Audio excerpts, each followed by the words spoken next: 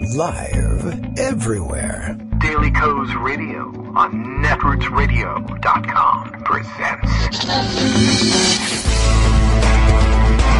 David Walton. Kagro in the Morning Show.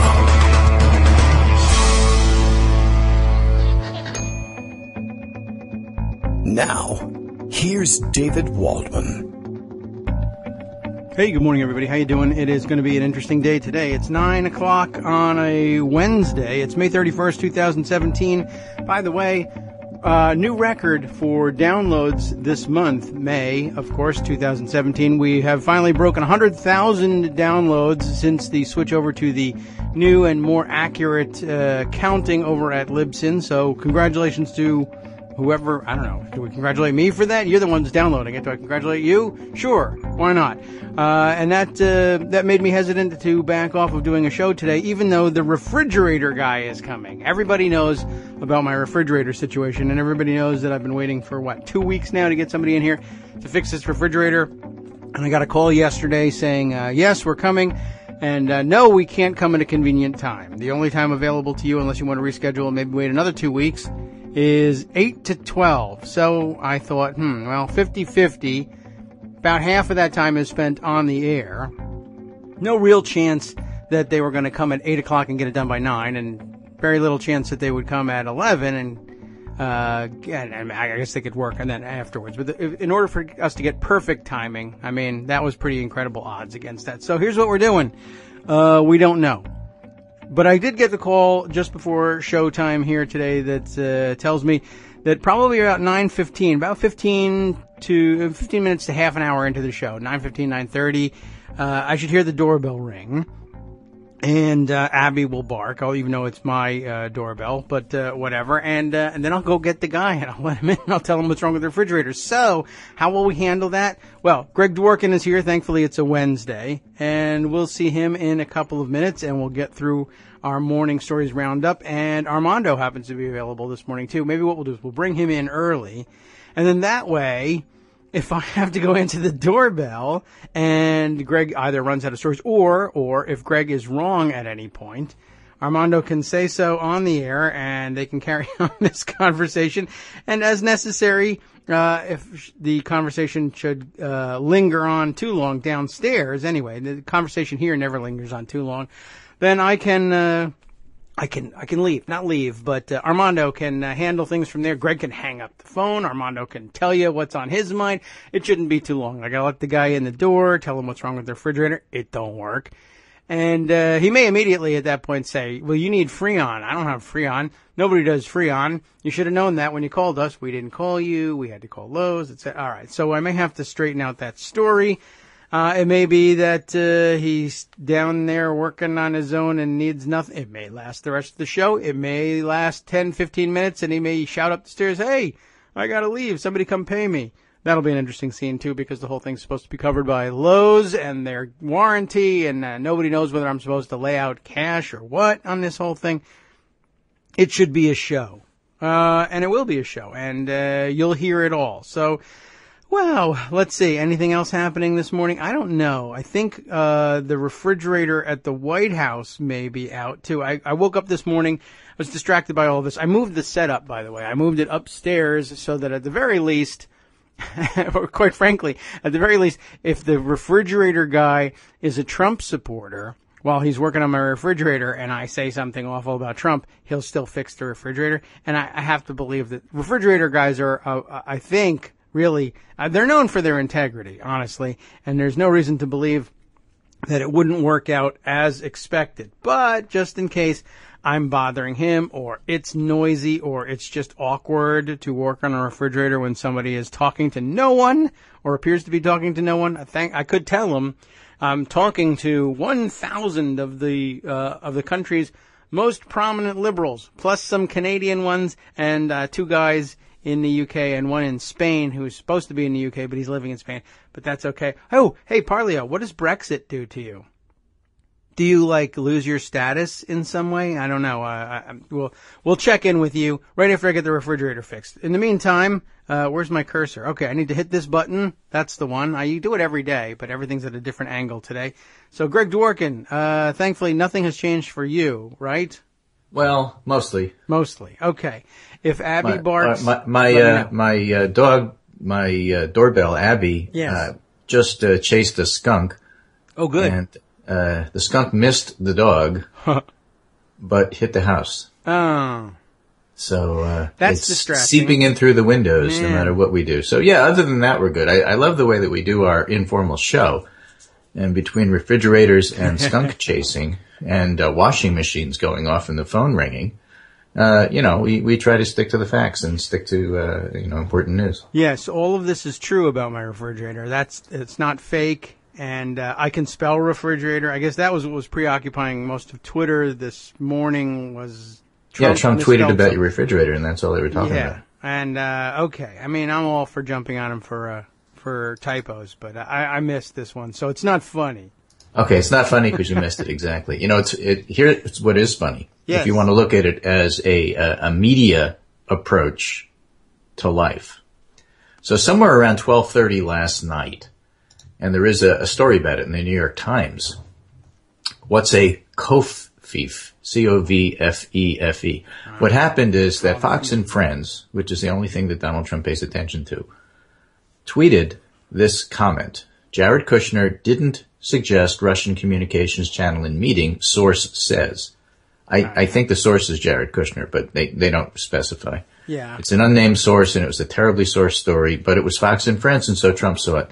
And then he tweeted, despite the constant negative press covfefe, C-O-V-F-E-F-E, I think he meant coverage, but he mistyped it. And this was, around 12:30 a.m. And then a horde of, reactions to that, ranging from pictures of him with the orb or the sword dance, if you don't appreciate covfefe, I'm out to get you kind of stuff. There's, all sorts of funny things. In fact, Merriam-Webster had a tweet, and they said, wakes up, checks Twitter, regrets checking Twitter, goes back to bed. Yeah. So, it was sort of amusing stuff. And there were like umpteen articles written about it by the morning. How did that, he didn't tweet anything else. He didn't finish the thought and he didn't. He did. Back. He had one follow-up okay. tweet and basically said, and in fact, if you go to the very bottom of the list that I normally send you, I'm going to send you what he did. Okay. And the tweet speaks for itself. Who can figure out the true meaning of covfefe enjoy? So that was a follow-up that he did. Oh, okay. That was it. Okay, so then you get all these articles about it, and you have all the reporters who were covering this last night, and they're annoyed and tired of it by the morning. Everybody else wakes up first thing in the morning, sees it, and starts to laugh. Right. And I sent you, a bunch of pictures that people have put up. The Wellcome, W-L-L-C-O-M-E collection, a British group, has a picture. They have a bunch of medicine and medieval older pictures. They have a picture of a demon. Our collection suggests it's a demon summoned by writing its name over and over again. Its powers are unclear. Just amusing stuff. But the reporters who had reported it last night are now world weary, and now they're complaining this morning about everybody making jokes about it. Isn't this over?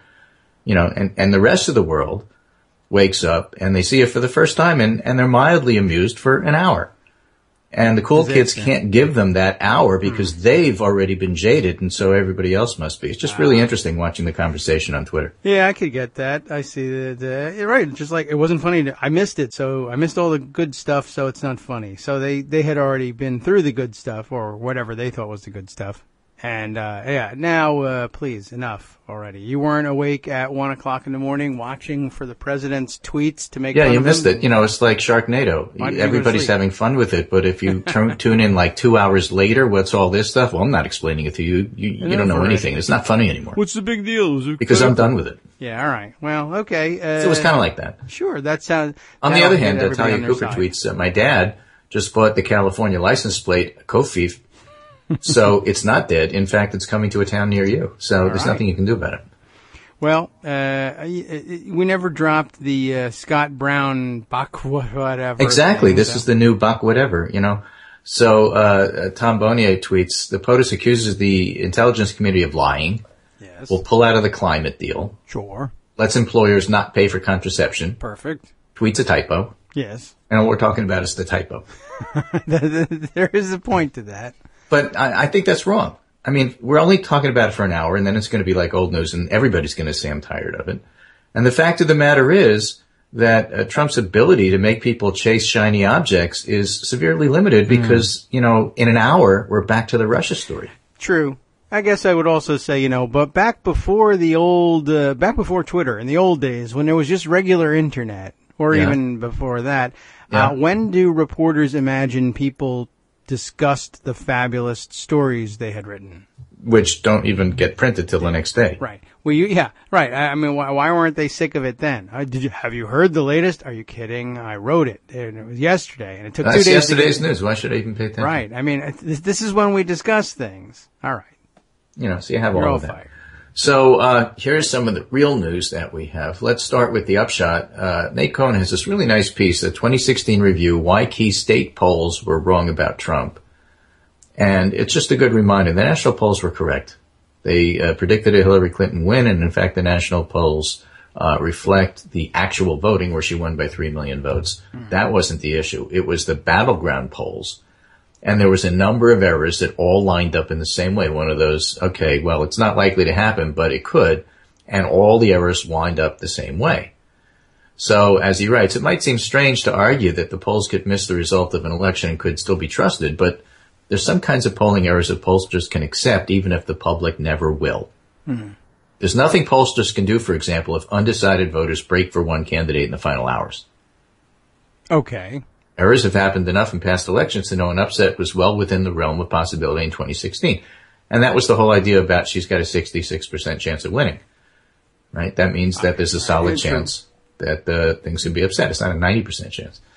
The upshot model estimated a polling misfire was about as likely as a baseball strikeout or a missed mid-range field goal in football. In other words, not likely, but they happen all the time. It's not pretty. It happens. It'll happen again. And a team wouldn't release a batter or a kicker because of a strikeout or a missed kick. At the annual conference of the American Association of Public Opinion Research, AAPOR, that's the umbrella organization, the professional organization for the guild for pollsters. I see. As well as a number of other meetings held early in the year, evidence pointed to an explanation of one of these categories. Undecided voters turned to Trump, which is true. And results imply that late movement boosted Mr. Trump by a modest margin, perhaps around 2 points. And that was enough to win in certain states. And I blame Comey for that. And then there's, another issue that the polls underestimated Republicans up and down the ticket. But that's not likely. Instead, it's likely polls underestimated Republicans in ways that were not unique to Trump. So it wasn't shy Trump voters. Okay. It was, for whatever reason, people didn't respond to polls who tended to vote Republican. That may well have been because likely voter screens tilted in Clinton's direction, or the most likely, education weighting seemed to explain a lot. Education was the huge driver of presidential vote preference, and many pollsters didn't adjust their samples, which is a process known as weighting, to make sure they had the right number of well-educated versus less educated respondents. There were more less educated respondents than expected, so Trump won. It's no small matter since well-educated voters are much likelier to take surveys than less educated ones. So, like, for example, just to make an extreme, and I'm not belittling the less educated voters, let's say you can't read. Okay. You're not likely to fill out a poll. No. Unless just to decorate. I'm just giving you an example. Yes. If you don't speak English, you're not likely to answer a English-only call about a poll. If you don't have a phone, you're not likely to. So there's a lot of things that can bias the polls that the pollsters have to adjust to. That is true. And they didn't do a good job in adjusting for education. That also seems true. And this is a big deal, says Nate Cohn. Since Mrs. Clinton fared very well among well-educated voters, Mrs. Clinton's lead might have increased by around 4 percentage points in a typical national survey that wasn't weighted by education. because educated people are more likely to fill out or answer polls. The effect shrinks in polls weighted more heavily, including by party registration or past turnout, but there were virtually no public polls that were weighted that way. And they think that the education weighting was worth 4 points, and 4 points was huge if you're looking at a battleground poll. Yeah. Okay. Yeah. Okay. I can get that. And on the other hand, they think the national polls did pretty well in the Midwest. But they still struggled, and not everything was perfect. And so with all of that, they think that that's one of the reasons why the polls were not right. And I think that's all worth looking at because it really goes to the argument of, well, can we trust polls? I don't believe anything the polls say anymore. Well, actually, the polls were pretty good. They weren't great. They missed, especially at state level. They did not miss at national level. And yes, you can rely on the polls to the extent that you always could, which is to say issue polling is a broad brush that doesn't necessarily tell you all the nuances about what you might want to talk about, but it's meaningful. Hey, here's two examples. We've always looked at healthcare. What do you think about Obamacare? Like it or don't like it? That doesn't cover the people who don't like it because it wasn't single payer. Right. Another example is climate change. How important is climate change? Well, there's lots of polls that show that people favor the Paris Accords in every state, but is that an issue that people are going to vote on? The same thing is true with background checks.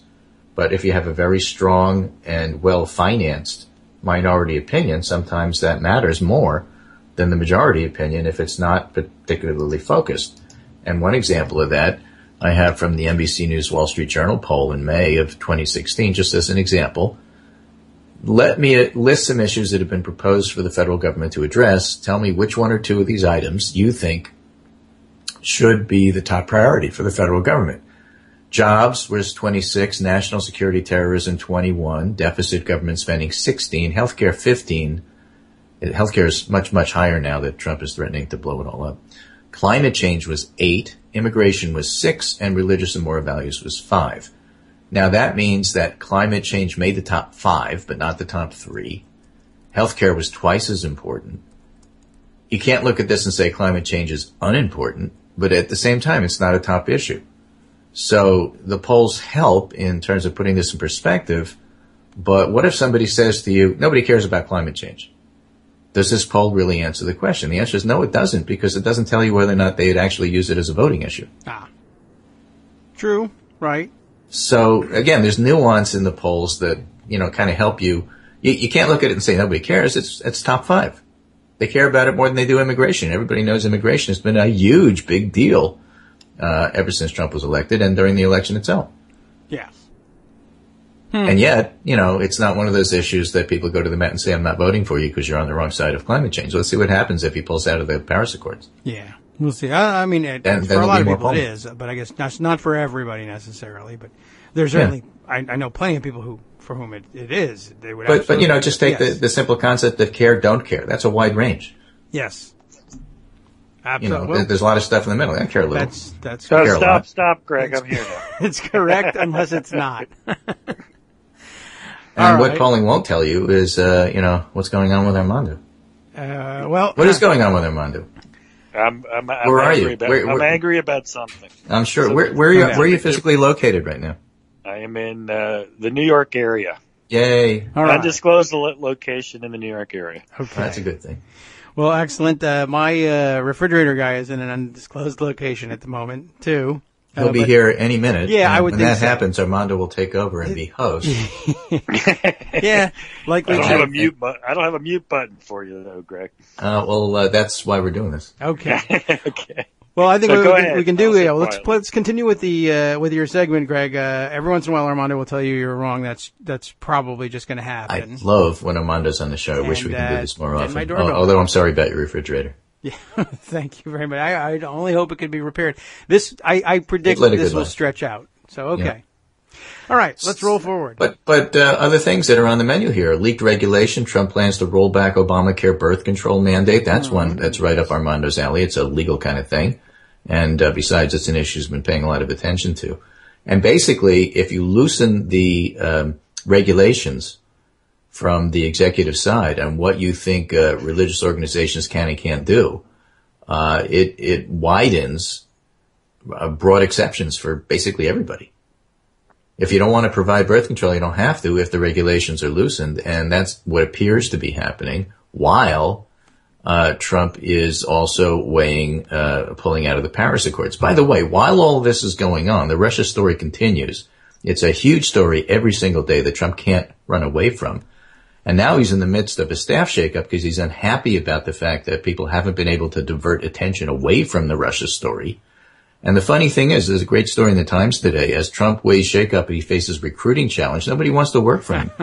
Yeah, they just cleared out the communications director, which is different from the press secretary and deputy press secretary. Well, the comms director is the one who buys, ad time and kind of organizes strategy, as opposed to going up in front of the camera and talking about it. Well, all right. So even so, off-camera work still can't fill that job. No, they talked to David Bossie, who's supposed to come in and help run the war room. Oh, yeah, right. So Trump can spend his time fighting this Jared Kushner stuff. And Bossie said he doesn't even want to take the job. I'm glad of that. Lewandowski will, I'm sure. Yeah, you wanted to say something though, Armando? Yeah, I think the Bossie hire is weird because Bossie's not exactly a guy who's going to, really spin up a positive message for you. He needs a boogeyman to attack. Oh, he does, but so and that's where Bannon and Lewandowski comes in. Bossie was a deputy campaign manager, so he's basically the organizer guy behind the scenes, as opposed to the person who's going to go out and make statements and draw attention. Yeah, wasn't he though something of a behind the scenes hitman previously? Yeah, that's what he does. He knows how to hit. So, I mean, the war room that they're talking about is just an attack room, someplace to dig up dirt on people. Let me bring your attention to a completely different article. Okay. That'll put this in focus. Okay, it's a completely different subject, but it gives you an idea of what that is all about. All right. And it's from McClatchy, and the title is "GOP Taps Anti-Clinton Strategy to Damage Elizabeth Warren Early." Okay. Right. And the whole idea is that's what they do. If you wind up, they don't have anything positive, so all they can do is dig up stuff and then attack and then use that to try to divert attention, and it's about as effective as a butt dial was for Scott Brown. It's funny and whatever, but it's not really going to change the narrative. They think it will. They're wrong. But you make a point. I think you make my point, David's point, that Bossie's an opposition guy when the other team has the White House. Yes. I don't think he's very good at defending what you have.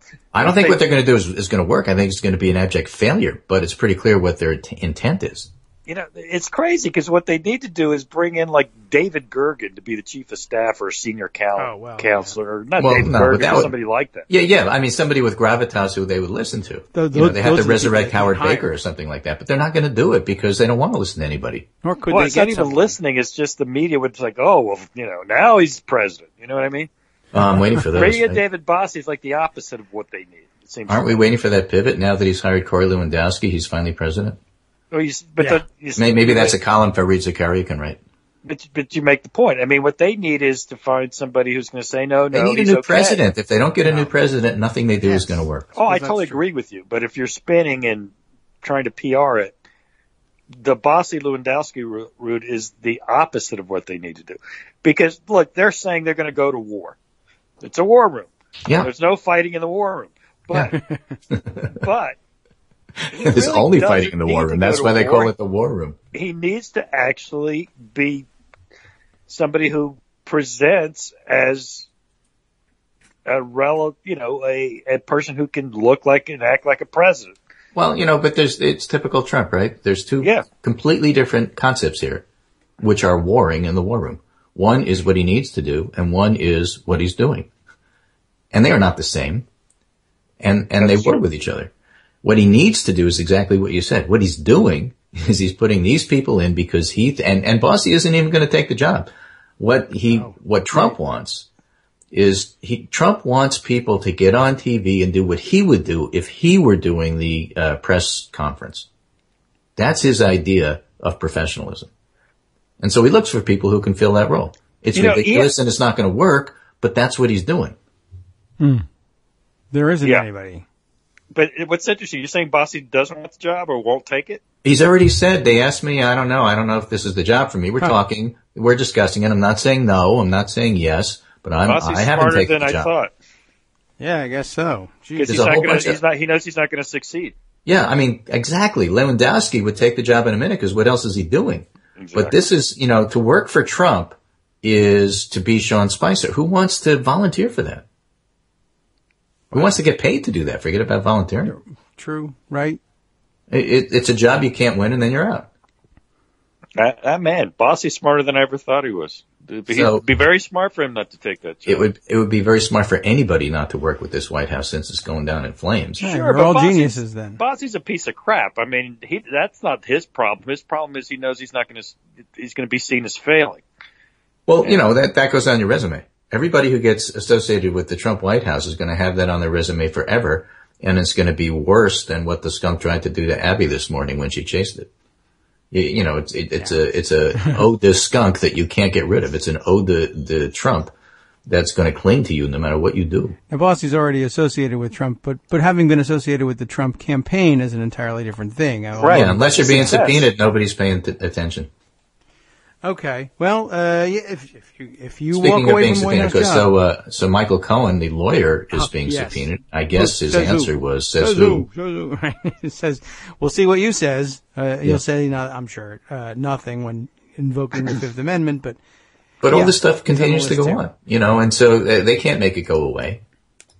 And Boris Epstein, too. Yes, we found him, David. Yeah. We found him. No, Louise Mensch found him. Well, he's not been found. We found that they're trying to find him. Right. She's tweeting about him this morning that he's on the subpoena list too, and she's got it all figured out. I think he killed JFK, I guess. Yeah, whatever she knows or doesn't know, the fact is that he is on the list. It's weird. I talk to people; they tell me that there's a lot of unsavory, disliked people associated with Donald Trump. Yes. But Boris Epstein's probably top of the list. I mean, if you meet any of the people who you ever, just personally loathed and wanted to push down an elevator shaft, Boris Epstein is at the top of everybody's list. Well, that's that he came across very authentically then on TV. He did. What you saw is what you got. Yeah, it was true. I mean, this guy was not faking. That's exactly how he is in real life. Well, so my friends tell me. The Louise Mensch sphere. I was thinking about that. I didn't know to mention has it as their theory is he's the guy. Can you roll your eyes on radio? What is it that you did today? And this seems plausible enough. I mean, I suppose if you, this is not outlandish. That her theory, I guess, is that he's the guy. He was the bag man responsible for paying off a lot of the Russian hackers and the people who ran the bots on Twitter. And I don't see why that couldn't be true. It's not outlandish, but it's not exciting either. So I don't know. No, we talked about the Max Bergman series of tweets on Monday. Yes. On the Kushner-Russia social media connection, which also tended to involve Cambridge Analytica. So there's a lot here, and there's a lot here that was mentioned in the dossier put together by the British spy Michael Steele. And there's a lot of the stuff that he said in that dossier turns out to have been verified, some of it not completely. And it'll be interesting to see what happens. But, if you have to step back, the big parlor game, I guess, is to step back and say, what was Jared really trying to do? And the obvious answer would be he's trying to get loans from Russian banks that he can't do because there's sanctions on them. Yeah. Because he's trying to prop up his failing, real estate empire. He owns buildings that he needs to pay loans on, and whether it's Jersey City or New York, he needs the Russian money funded and diverted into the real estate job that he does. And the suspicion is that is also true for Trump and his real estate portions of it, whether it's the golf courses or whatever. And therefore, the whole discussion there was about how do we get more money from Russia. That's the probably most benign explanation. It's a simple matter of thievery. But, the more nefarious ones is, so they were also talking about relieving those sanctions in the first week of the Trump reign. Yes. Interregnum. And so, that didn't happen because of all the public fuss about it, but that's what they wanted to do. And then, Yeah. going around your security people and talking on Russian, tin cans and string types of secure connections, that is edging a little bit toward the espionage and treason end of things, and that's the less benign view of it. Yeah. That's just not going away. I mean, all of those questions still need to be answered. What's with all the CT today, Greg? Jeez. I think that there's a shadow on his presidency. Oh.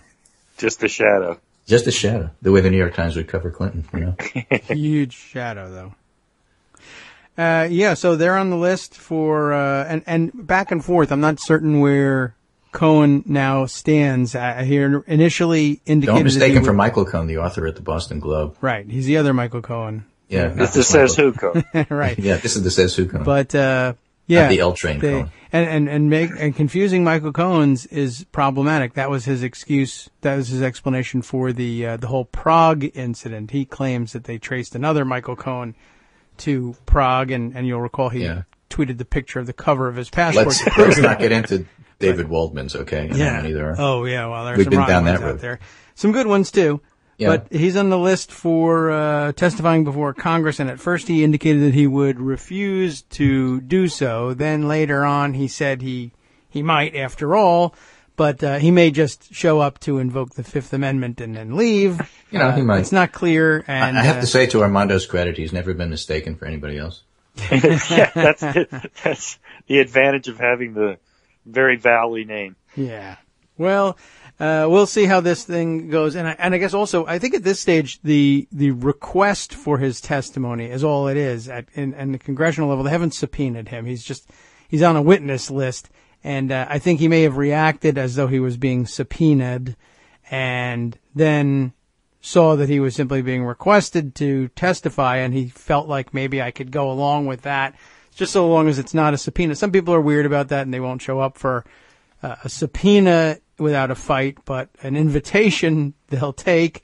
And sometimes, though, those people, I can't imagine that he is a lawyer. He's a terrible lawyer, but he's enough of a lawyer that he knows that what it doesn't mean is that you have to tell the truth when they subpoena you, but you don't if they invite you.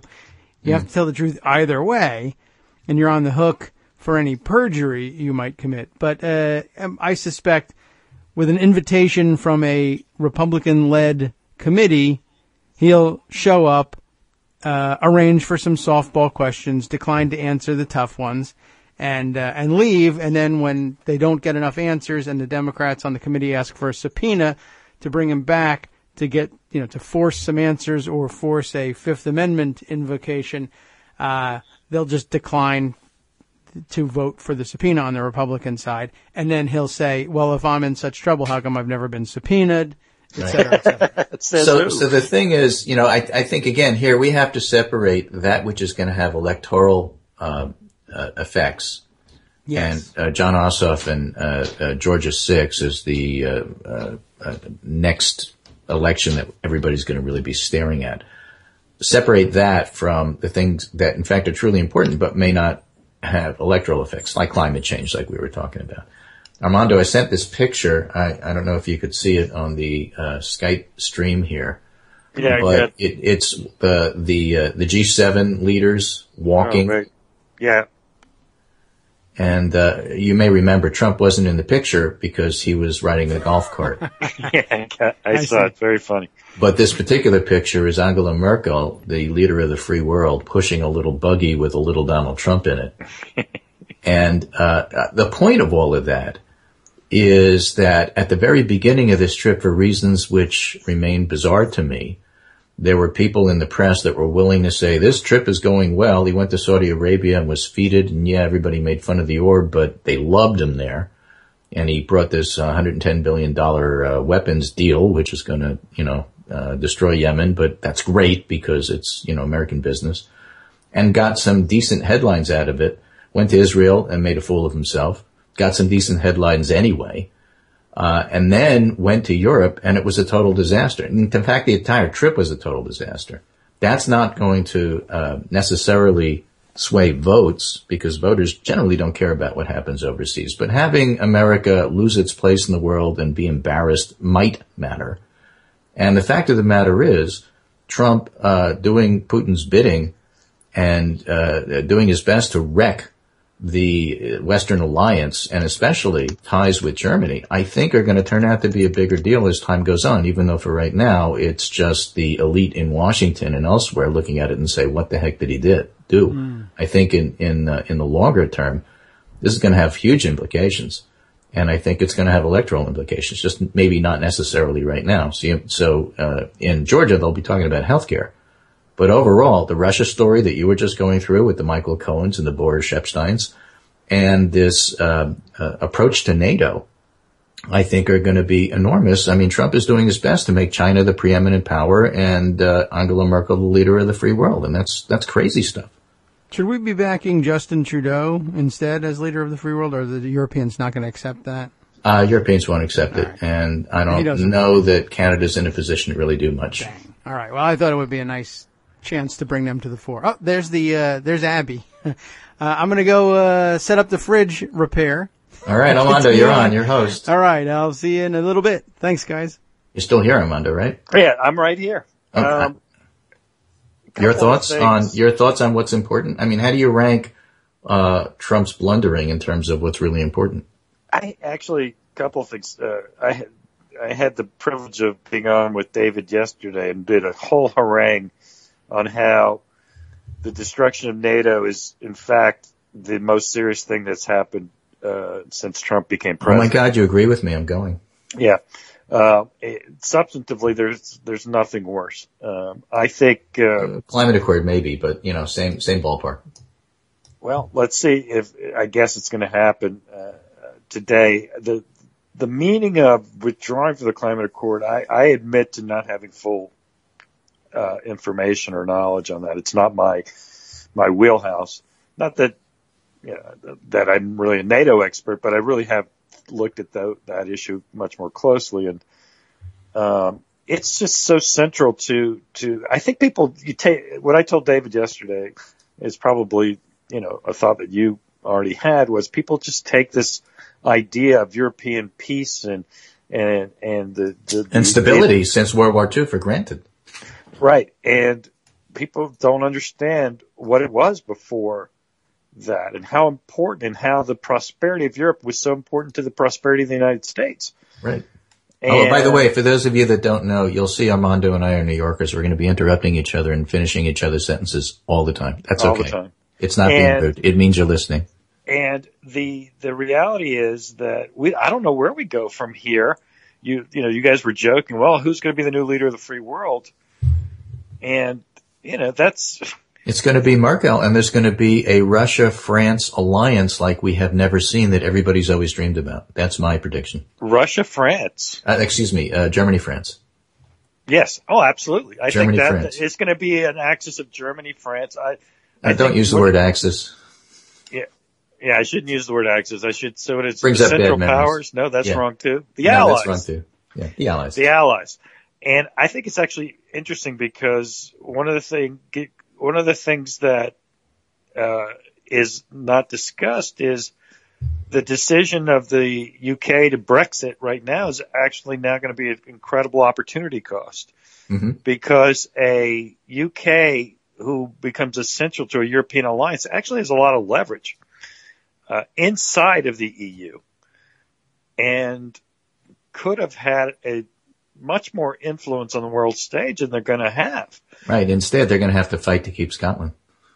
Well, they got to fight to keep Scotland, and they also have to decide on their own they're not going to be that important. I mean, obviously every country's important, but on their own, not as a part of Europe, what are you doing? You're going to be Trump's lapdog, or are you going to align with them? Either way, you're just not as influential. It's an interesting byproduct of Brexit, the forces of Brexit, and Trump really diminishing the influence and the power, I think, of the United Kingdom. Yeah, I think that's right. I think it's a great observation. And of course, the main question on the table is how long is it going to take for them to realize it? Well, I think they know it now. I mean, they've got an election coming up, so let's see what happens there. Well, that's an interesting subject. I made a wager that I think that Labor's going to lose by 7 or more. And everyone's freaking out, or not freaking out. That Labor's going to lose? Yeah, I got Labor -7. I mean, I bet that Labor would lose by 7 or more. Yeah. And yeah, no, look, some of the polls say 5. The YouGov poll says 3. I don't believe them, to be honest with you. And one of the reasons I don't believe them is that if you look at the polling, and I'm surprised, well, our guys aren't, the Nates and Harry and all those people haven't dig that deep into the polling in the UK. First of all, it's not great in general. The United States polling is significantly better for whatever reason. But more than that, though, I look at it and I look at, well, why is it closer? Most of the time, the closeness, a lot of it stems from high undecideds. You're going to like this piece here. I just saw it in Financial News. Let me read it to you.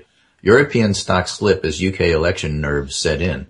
Pound slumps as new polling shows Theresa May's Conservative Party may lose its majority at next week's general election. Yeah, that was the YouGov Times poll. Yeah. And remember, YouGov was the one that had Remain winning by 4, so. Yeah, they are predicting that Conservatives might lose 20 seats, and the vote is June 8th, so it's not that far away. Yeah, so go on. I just wanted to put that in perspective. No, I think what people are saying. and frankly, what you just said is going to be one of the reasons why it's not going to happen. Yeah. Because I think the problem Once for people Labor realize is the closer they actually come to actually winning, the more it'll freak people out. Listen. Now, I have to admit, that's what I thought about Trump, too. No, but Trump lost. Remember that. There's no electoral college. And to the degree that there is, it's frankly favors the Tories.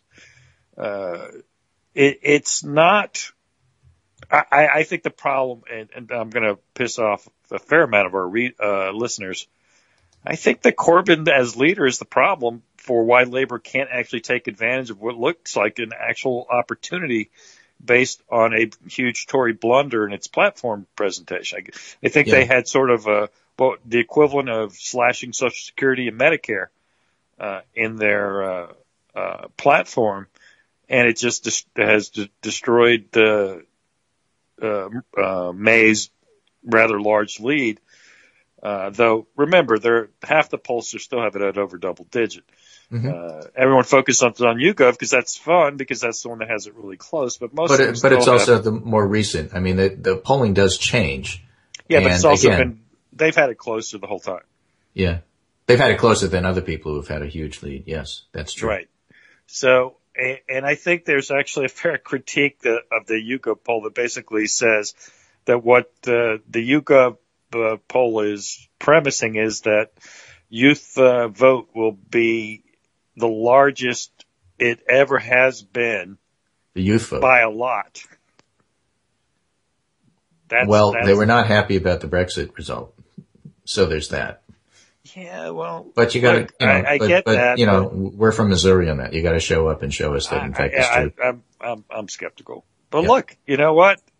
Forget my money. Of course, it would be great. And in fact, if somehow they lose the majority, I wonder if that would stop the Brexit. Mm. Remember, it doesn't have to happen. I mean, that referendum had no legal standing. It was just the thing. Right. The trouble is, let's say Corbyn won. Let's say he did. Not likely, but let's say he did. Where does he stand on Brexit? What would he do? Well, what did he at really least want? Formally, he is against it. Yeah, but I'm not really sure what he thinks. I think he's for it in real life. That's what I'm saying. But I don't think. I mean, the one thing that's scary for Labor is, this is me. I just don't think Corbyn's a capable person. I think he's a gadfly who, when given the reins of government, will probably be disastrously bad. Mm. But that's my view of it, and I know other people disagree. I don't really agree with his views by and large. I think they are too extreme.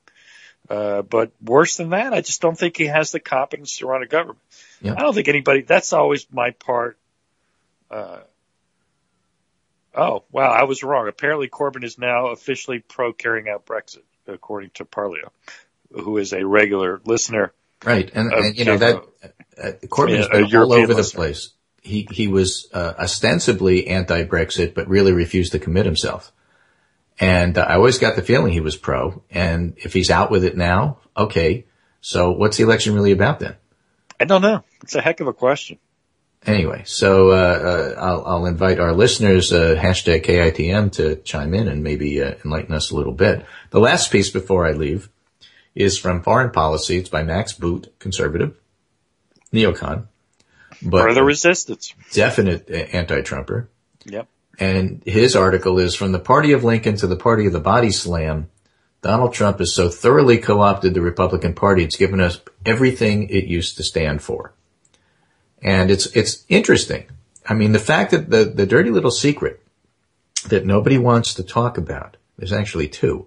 One is that Paul Ryan is not a wonk and he doesn't know what he's talking about. And the other is that his agenda is incredibly unpopular with the public. I agree. And so what do they stand for? The problem they can't stand for Paul Ryan's agenda because the public hates it. So why are they doing this? Well, they're donors. That's the obvious answer. But the Republican Party has an identity crisis now because are they the Trump Party completely and totally? Probably. Yes. That's their base. That's who they're afraid to tick off. And if that's what they stand for, given that Trump doesn't really have any coherent thoughts, what does that mean? What does it mean for policy? And it's a fascinating question. And I think it's one that we're going to be struggling with in the next year or so. Yeah, I have to defer from you on this one. And I think it's a real basic disagreement I have with, I think, most of pundits and intelligent people like yourself as well.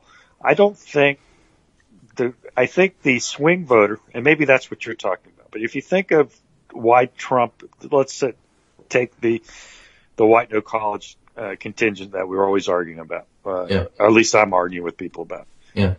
I think that they just aren't going to react to it. Listen, people always react when things get worse. I mean, you and I talked about this. How do we win white no college from Trump?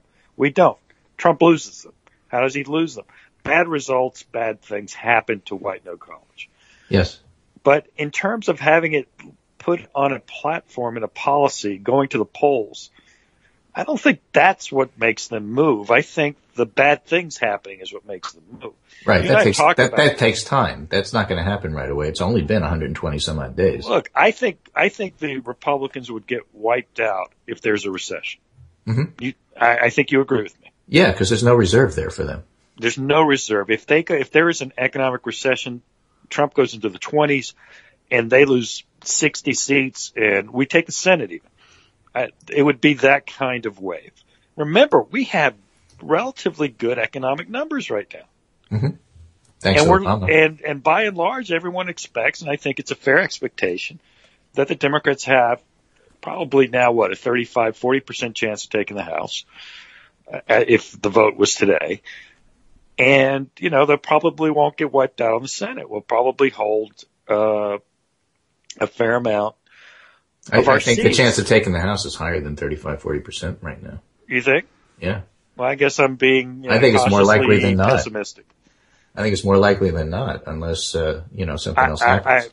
I haven't followed the numbers that well, but I am someone who believes that the president's approval rating is the most important barometer for midterm elections. Right, and his are not especially good.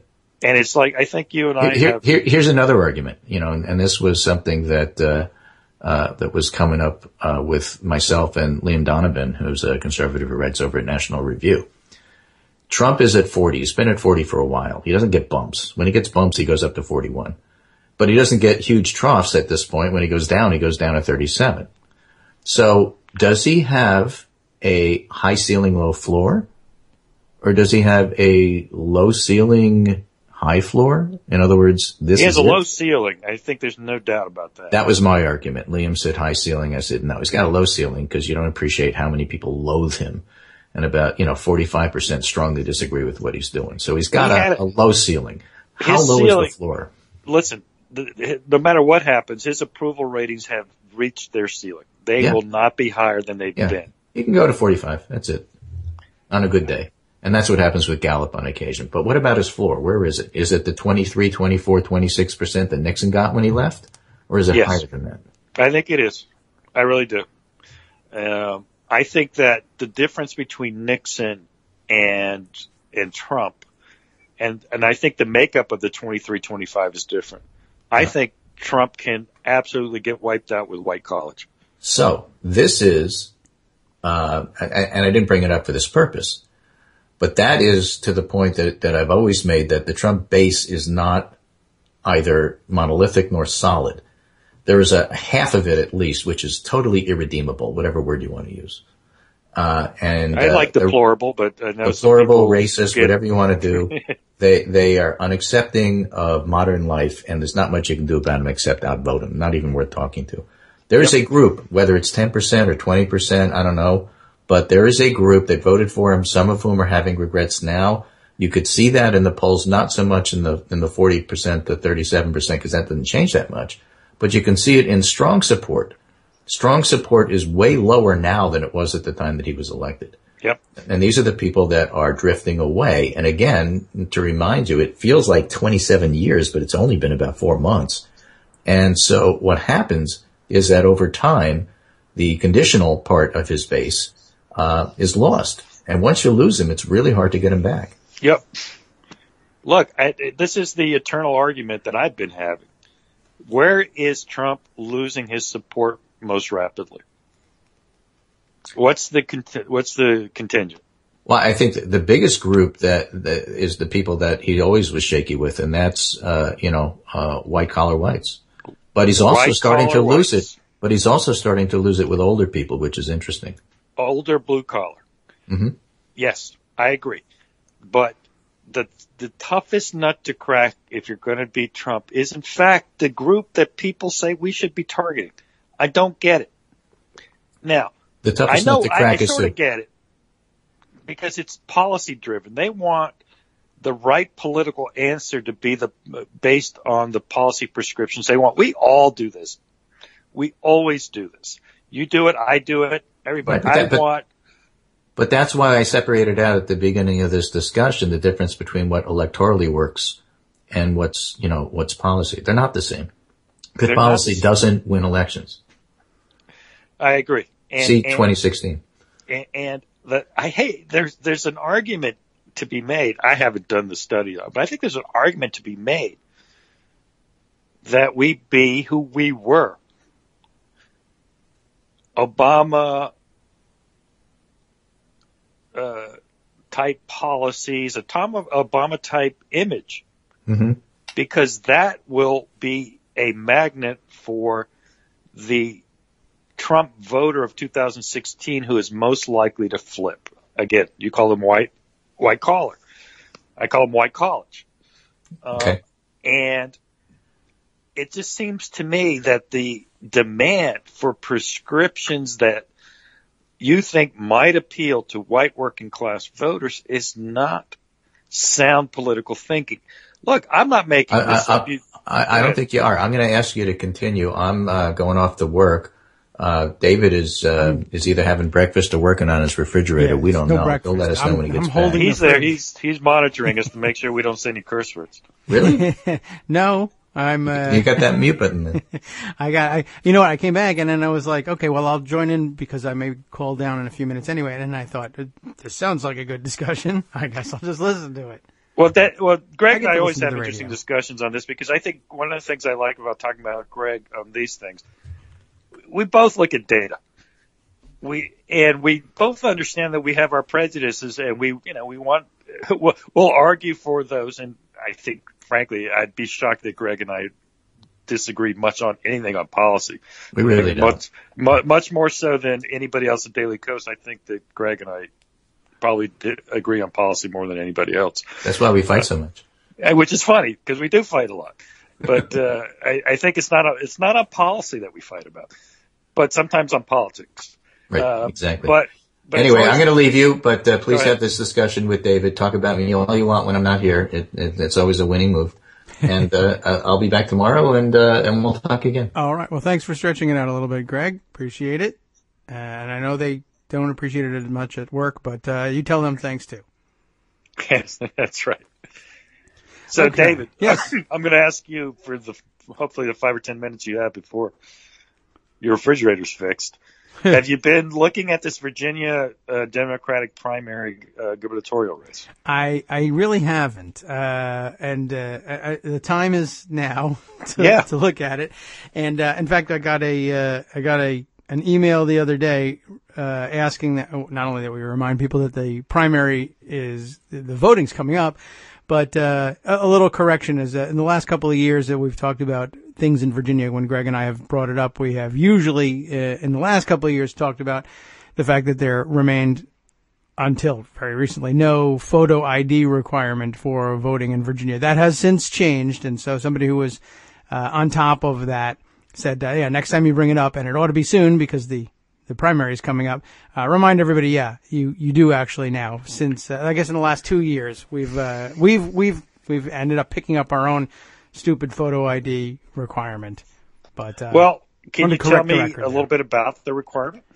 You know what? Other than that, it's relatively new and that it's only been in effect for a little under 2 years, I think. I'll see if I can pick up the email too. And it's I don't really know much about it. I mean, for me, it's and this is why these things pass. For people like me, you just say, "Oh yeah, photo ID. Hang on, it's in my back pocket. It's always with you. Driver's license," and that's usually the excuse that's given for saying it's no imposition at all. It's no burden. Of course, there are people who are not like me and who don't have a driver's license or don't have one readily available, or it's expired and they didn't renew it because they don't drive, or they're elderly, or they could never get a driver's license, or whatever the reason. We think we all know about the problems that can be encountered, but I don't know anything about it except that one day, about a year ago, when I showed up to cast a ballot for the first time, they asked me for a photo ID, and I was like, I didn't know that was necessary. And they said, it is now. And I said, all right, I've got one. And that was really the end of it for me, because I was more concerned about casting the ballot. So I don't know. I mean, it is a little odd. And Virginia was one of the southern holdouts. I mean, it's a little bit strange. It's sort of a border state rather than, as southern as it You've used had to be. Democratic governors for a while. Yeah, and that too, and we still do. But and for a long time we had what I thought was the best compromise system, if you really need to compromise on an issue like this. Every time when you registered to vote, the state would send you a voter ID card. It didn't have a photo or anything, but it was basically a receipt, an acknowledgement from the state that said you're correctly registered. This is your name, address, etc. that you're registered with. This is your precinct and your ward, and this is where you go to vote, and take this with you. They could ask you for it, but since we've sent it to you in response to your registration, there's no problem. We mailed it to the address you gave us, and among the millions of people who register that way, I'm sure there are some people who, I moved since, or I was staying on my cousin's couch or whatever. But in the main, it was pretty simple to get, and they sent it to you as opposed to make you go chase it. And I thought that was fine. So I don't know. I haven't run into many problems. There hasn't been much in the way of complaint about it in my area, because in my area, it's no problem. But yeah, elsewhere, is where it becomes an issue. But although I really haven't seen very much complaint about vote suppression in Virginia as a result of it. So I don't know. I'm way behind on that one, and I chalk it up to having a crazy president and being busy with other things. Well, I think one of the things about I'm not familiar with it, but there are certain voter ID states that have made it. Look, you accept college ID. The state itself has a requirement to give you a picture ID for free. Mm-hmm. It makes things a little easier. Now, the basic premise of asking for an ID is ludicrous and racist and intended to suppress the vote. We know this because we have common sense and we also have data. But let's start with the common sense. We can't get people who are registered to go vote. So you're telling me we're going to use people who don't have the right to vote, or what? I'm not even sure what the theory is. How many people? Someone's organizing 100 people to go impersonate people to vote in person? No, well, clearly not. But and every It's time ridiculous. they do find somebody we know that who doesn't does happen. that, as it happens, every time they do find the 10 people in the country who do that, The Republicans. embarrassingly enough, turns out they're not who you thought they were. And it makes sense because, frankly, it takes a fanatical fool to engage in it. Yeah, And who's more likely to be a fanatical fool? A hipster Democrat or a fanatical crazy Republican? Hey, the problem with the hipster Democrats was you couldn't get them to the polls no matter what was going on. I couldn't get them to the poll in the first place. I mean, who is doing this? I mean, this is crazy. Yeah, I mean, might have been but our it's fault, not crazy. It's actually very calculated. Yeah. By the way, so the Virginia requirements I have in front of me, and there was a recent-ish December case upholding the law. And interestingly, I just grabbed this headline. Bloomberg has the headline on the Virginia case from December. Virginia cracks the code on voter ID laws, which I guess is meant to imply that we've, got it. They've got it right with the courts anyway. The photo IDs and I guess maybe because it's inclusive of so many different things. You can use driver's license or other Virginia photo ID. The DMV will issue an ID card that isn't a driver's license. There are veterans ID cards. You can use a passport. Other government issued photo ID cards must be issued by the U.S. government or the Commonwealth of Virginia. Oh, well, look at this. Or even a political subdivision of the Commonwealth. So basically any government in Virginia or that has jurisdiction in Virginia will do. Tribal enrollment is okay. College and university student ID cards, public or private. Employee Gun ID cards. I'm sure, right? Hmm? Gun licenses? Yeah, probably. And I mean, if it's a photo ID issued by the state, it works. And, even employer ID cards, interestingly enough. So, I bet that's probably what saved it. It's saved it. It still serves its purpose, though. Yeah, because it makes it more difficult to vote. Sure. It just makes it more difficult to vote. I mean, the great innovation that I see, I forget which states just passed it. Obviously, it's probably a Democratic state. The automatic voter registration at age 18. Mm-hmm. Yeah. That's the hardest part, getting people registered. It is. And, I think that's a great solution to it. And I think it would marry well with what Virginia used to do, which once you were registered, they acknowledged that you were registered and sent you an ID card.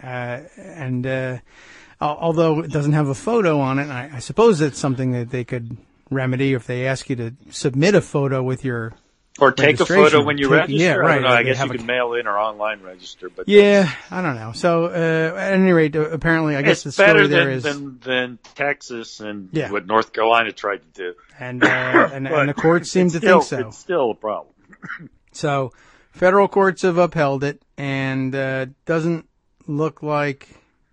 Yeah, I'm trying to see. Let's see. Is it a district court? So I suppose it's still subject to appeal, but they made it tough. Well, the problem is you have that Supreme Court case. Oh no, I'm sorry. Here we are. The Fourth Circuit did in fact review it. Yeah, and they're bound by the Supreme Court case on the Indiana voter ID law that, to his shame, Justice Stevens authored. Said, "Oh, this is not a big impediment to voting." It's like, yeah, it is. And he's expressed regret, but his regret doesn't do me any good. He authored the opinion, and it was 5-4. Yeah. No, actually, it was 6-3. He was not the deciding vote.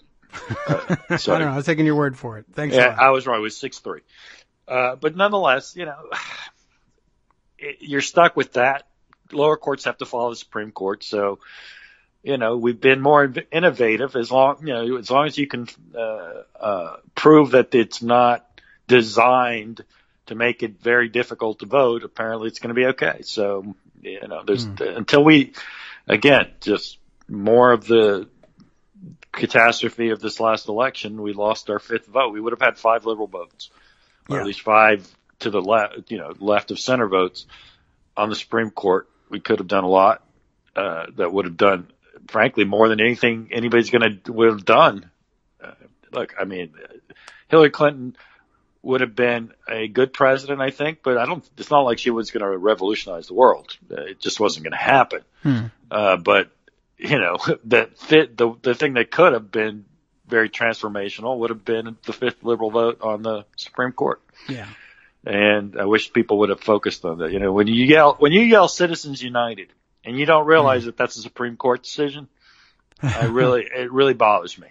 Yeah, well, there's always trouble getting people on the same page on anything. I was just thinking that as you were saying that, I wondered whether, with the benefit of hindsight, have we had enough at this point, or would we need more crazy from Trump, and would it make a difference?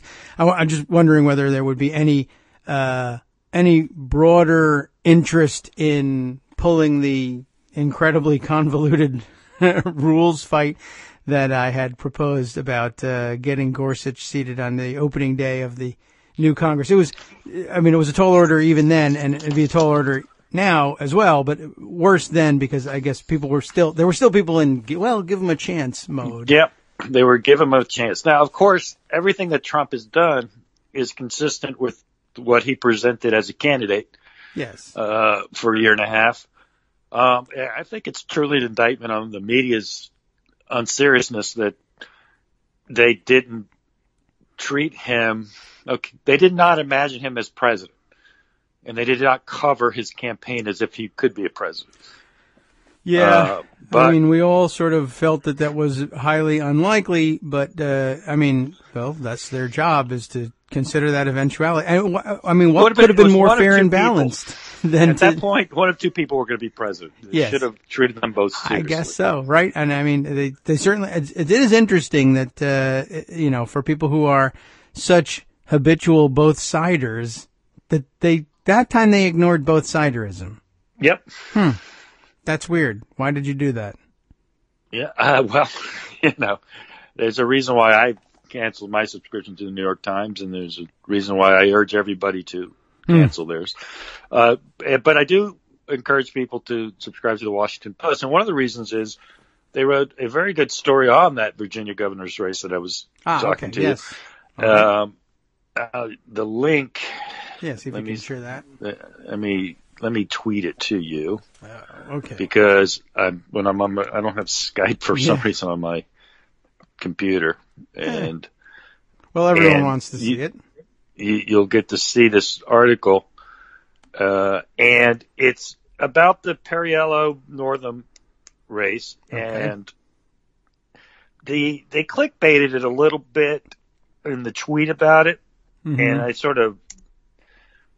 Karen Tumulty wrote it, and I like Karen. Hang on just a minute, Armando. I'll be right back. Go ahead. All right, so I'll keep talking while he goes to deal with household matters. The article that I was mentioning to him was the article in the Washington Post by Karen Tumulty and Finette Narapil. I killed his name. I apologize. Anyway, it's about the race. It pits the lieutenant governor, Ralph Northam, who is, pretty typical Democratic politician, fairly conventional, versus Tom Perriello, who came from a red district as a congressman where he had some fairly unsavory votes particularly on women's reproductive rights. But he's running for governor now, and I actually think that statewide he's going to be pretty much down the line. And indeed, they agree on almost every issue that they possibly could have. And it's been, I think, a fairly genteel campaign. The premise of the article is somehow that this is a continuation. Well, no, the article actually doesn't have that premise, but the tweet did. But the article is fairly balanced and saying, look, there really isn't that much difference. But it's interesting that Bernie Sanders and Elizabeth Warren have endorsed Tom Perriello, the existing establishment of the Virginia Democratic Party has gone with Northam. Not surprisingly, he's probably longer history with them. They know him better. And the one of the interesting polls that came out, it's pretty much a dead heat, is that all Sanders primary voters went for Perriello, but Clinton supporters are pretty evenly split between Perriello and Northam. And that's why I thought the premise was weird, that it was some type of replay of the 2016 primary, because if it was that, Northam would be ahead by 20, 30 points. I think Clinton won the Virginia Democratic primary by 30 points over Sanders. And that's not happening here because I said, and I think it's true, Perriello has been at pains not to make it that. He likes getting the Sanders support, and he's really threaded the needle. He's gotten it. And yet he hasn't been viewed as at least by Clinton supporters, as the, quote, Sanders candidate. So credit to him for political skill there. That was a nice needle to thread. It's interesting that Northam never tried to pin him as the Sanders candidate. He's talked about the Virginia way, which whatever that's supposed to mean. But I don't know that he has effectively pinned Perriello into the Sandinista position or camp, and that's why the race is close. So it's interesting because ideologically they're basically peas in a pod, and in terms of at least the perception of Clinton supporters, they don't see this as a replay of the 2016 primary, whereas Sanders supporters have. So that's actually an interesting mechanics and tactics of politics that I think would be worth considering.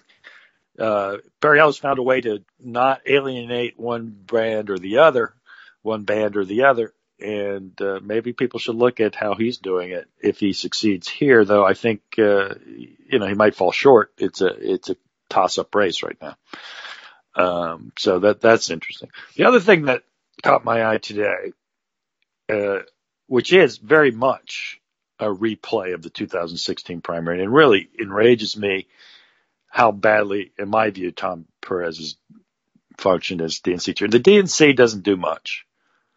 It's basically, in my view, a super PAC for a presidential campaign. People think it's more than that. I don't.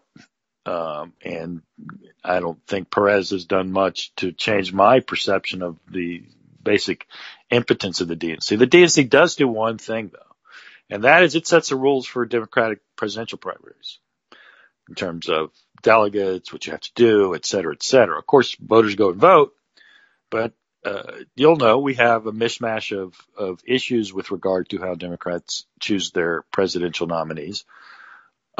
One, of course, being the superdelegate situation, and I think the solution is easy as pie. Make them non-voting in the first ballot. Nothing more to talk about. And the majority needed will only be amongst earned delegates. Boom, done. I don't see why the superdelegate situation is even being discussed. But there's other issues, and this is one of the problems I have with Perez and the DNC in this post-election year. Coming up this weekend, or at least starting on Friday, the DNC Unity Reform Commission, which is the opposite of a Unity Reform Commission, it's a horrific group of people, in my view. They're just people on there who don't even want to be Democrats. Yes, they were Sanders people. Namaki Kuntz, Nina Turner. I don't see, there's no winning with those people, and I would not have accommodated this at all. Now, people will say this is from the period when we were trying to win and Clinton made a lot of concessions, and you see what that got them, nothing. So I would have pulled the deal anyway. But more than that, okay, we still have majority vote from the Clintonista side, but they're not really in any way moderating the situation. So look at the agenda for this Unity Reform Commission to meet in Texas on June 2nd and 3rd. Look at the agenda. Friday, delegate selection, a state-based overview of the presidential nominating process. And second, this is the one that gets me, methods to involve new and unaffiliated voters in the Democratic Party. Okay, so it's this open primary nonsense. Saturday, primary process. How does a state government run primary work? Well, let me clue you guys in. It depends on the state, because you know who doesn't get to say? The DNC. So it's almost ridiculous. Then the fourth topic is discussion of current methods to make government-run primaries more accessible. Well, that's nice too, but those are discussions for the legislatures in each respective state. The DNC doesn't get to tell, for example, Florida what to do. We know this because when the DNC didn't want Florida in 2008 to have its primary before a certain date. I forget the exact date, but it was before Florida was stripped of its delegates. It was an astoundingly, outrageously bad thing that the DNC did at the time. No tears for Hillary Clinton at the time. She went along with it. She shouldn't have. So to heck with her. I did have tears for the Florida voters, Florida Democratic voters, who got no say in the delegate in the selection of the presidential nominee in 2008. What's not on the agenda is two things. Well, I've already told you about the superdelegate thing, which, as I said, to me, there's nothing to talk about. It's fairly easy. You take away their vote. But the second thing that's not on here is caucuses, which the DNC actually does have power over. So the one thing they're not really going to talk about is the thing that the DNC actually has some power over. Caucuses. And also the schedule. So here we have the so-called Unity Reform Commission that's going to discuss all the things that they actually have no power over, and will not discuss the things that they do have power over. For example, I'm for closed primaries, but you know who doesn't decide whether a primary in a state is closed or open? The DNC. Those are decided by the state government. Florida has a closed primary. Wisconsin has an open primary. Who decided those things? Well, the Florida government and the Wisconsin government. The DNC had nothing to say to it. Nothing. So why is the DNC even taking these things up? Well, they're going to go petition. They're going to hire lobbyists. What are we going to do? We're going to have a super PAC to go lobby on this with the state governments? Please. It's ridiculous. But caucuses where the state is, when do you have caucuses? You have caucuses mostly, and it doesn't have to be this way because the DNC could just say, great, have your primary. That's not how we're choosing our delegates. But by and large, when a state has a primary, the DNC has said, great, we're going to follow the wishes of our voters. But what happens when the state government doesn't provide a primary? Well, then caucuses are generally organized. What are the problems with caucuses? Caucuses are the most restrictive, less voter-friendly situations that you could possibly imagine. They are anti-voter. They're anti-participation. Because people take participation to mean, well, you sit in a room and listen to speeches and have to sit there for 4 hours before you get to vote. That's not friendly. That's the worst type of voter restrictions. Imagine if Republicans made that a requirement to vote in a general election. We'd never win an election. Democrats won't sit there for 4 hours for a general election. We'd get killed. Republicans would. Interestingly, Republican caucuses don't require those things. They generally are basically just party organized primaries where they have the caucus site, or sites would be better, but say it's a site, people go, they drop their vote in the box, and off they go. Fortunately, too many of our caucuses don't work that way. The ones at the beginning, Iowa and Nevada particularly, Nevada because they decided to do one like Iowa, which is insane. That's the worst system of all, but that's what they had done. Makes you go at night for 2 or 3 hours, listen to a bunch of speeches and people screaming, and then you got to go stand in a corner? My God. How can anyone think that is a good system? That's a fair system. That's an inclusive system. It is not. It's the opposite of all that. It's terrible. It's a disgrace. It should be banned. The DNC should say, if that's how you do it, we do not recognize your caucus. If you want to have delegates, here's how you have to do it. You have to have sites, I would say multiple sites, around the state. You have to have those sites open for at least 5 to 6 hours. You need to do it on a weekend. And it needs to be done by secret ballot. I don't have to listen to your speech. I walk in, I fill out my ballot, I drop it in the box, I leave. If someone wants to sit around and listen to speeches, great.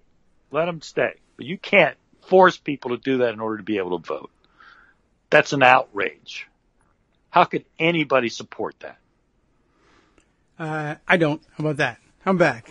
Just wanted to let you know. I don't know if you'd heard any of what I heard just the last bit of it. I guess it sounded like you were on a tear against caucuses in general. Yeah, well, the reason, just so you know, the underlying reason is there's a DNC Unity Reform Commission. By the way, unity oxymoron here. Mm-hmm. It's an absolutely disunifying process. Well, that will always be the case with Democrats generally. Okay.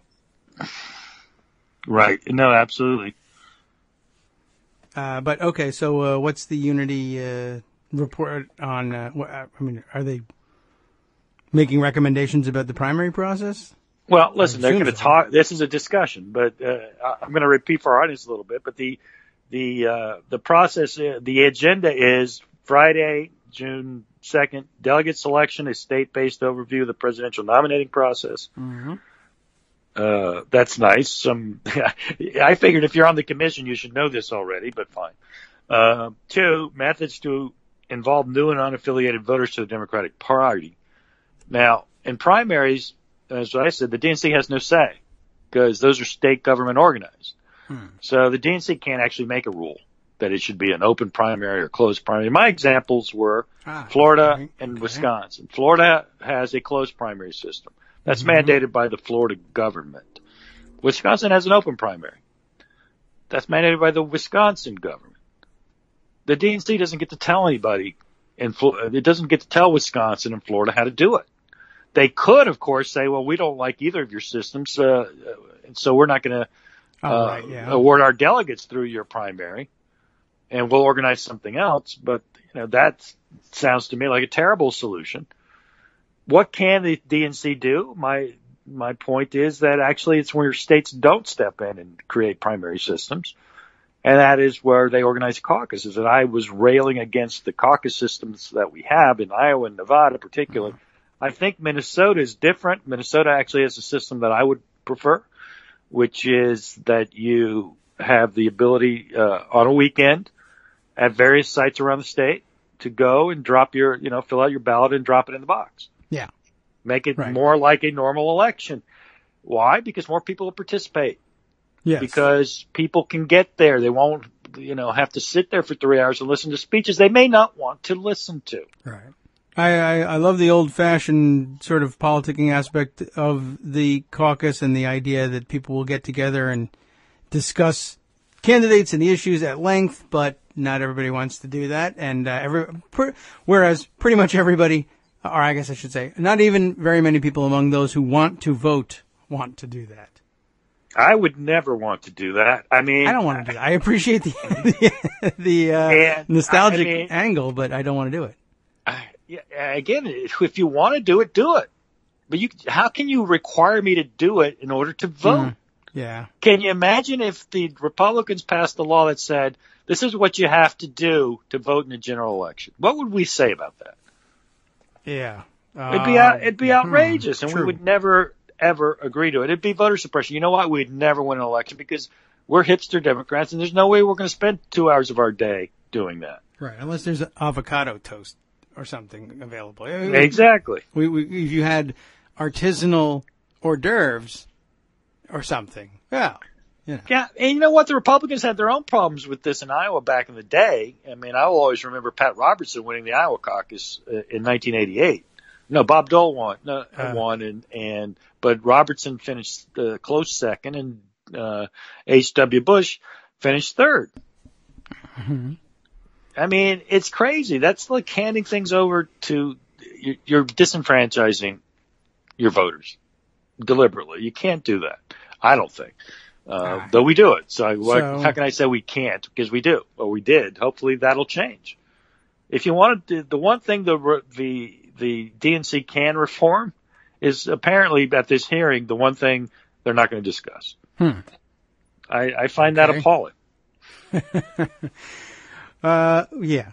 I do. Terribly surprising. I'm not kidding. I actually do find it appalling. And I found it appalling long ago. I've been railing against that. The other thing that the DNC can do is deal with the schedule. I'm also appalled that the two whitest states in America go first. Iowa and New Hampshire. It's crazy. Yeah. I mean, it's it's problematic. We've been over it's the same old story. But they're dealing with it now, and they're having this conference, and they're not dealing with anything that a lot of people like me anyway, are offended by. And all we care about is, well, we got to have open primaries. But you know what? Again, it's even pointless because you can't actually do anything to enforce open primaries. Yeah. Well, it actually puts a slightly different thought in my head. I don't know if there's anybody listening to the show that needs convincing of something like this, but this on a small scale will reinforce the point for you. Anybody who tries to convince you that like a constitutional convention would be a great idea, it would not. They will not address what you think needs to be addressed. Oh in my constitutional God, convention. that is They'll do the wrong thing disaster. And spend all their time endorsing travesties like this. Tom Coburn was pitching that story today. Listen, a story just broke, which I think really will interest you. Okay. Man arrested inside the Trump Hotel in D.C. on weapons charges. Police found an assault rifle, Glock handgun, and ammo inside his car. Yeah, so? Exactly. What's the problem? Well, yeah.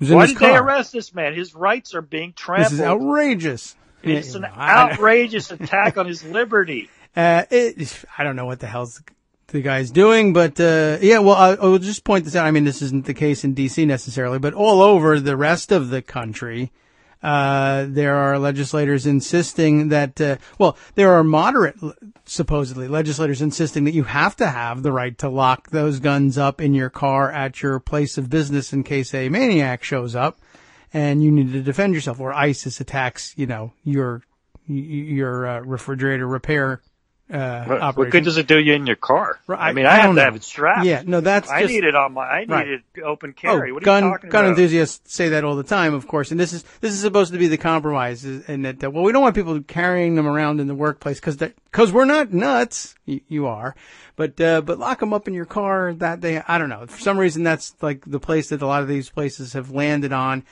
DC is not among them, but any other situation you would think they would ordinarily be saying this is terrible. I don't know who the guy is. I don't know why he's there, and it doesn't matter because within minutes, the right-wing blogosphere will be insisting this is a liberal ideologue. It's Kathy Griffin is there.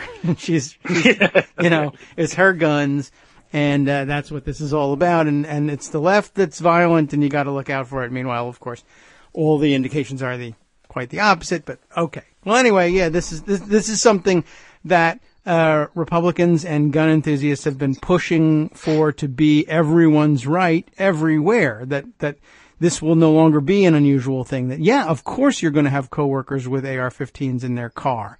They might as well have them in their desks, but they probably can't fit. So an Uzi, let's say, in the desk. But we're consistently being surprised by this stuff. I guess we'll wait and see what this guy was doing. How did they come to find out that it was even in his car? Who was doing something disruptive in the hotel? Listen, you trample on the Second Amendment. What's the Fourth Amendment after that?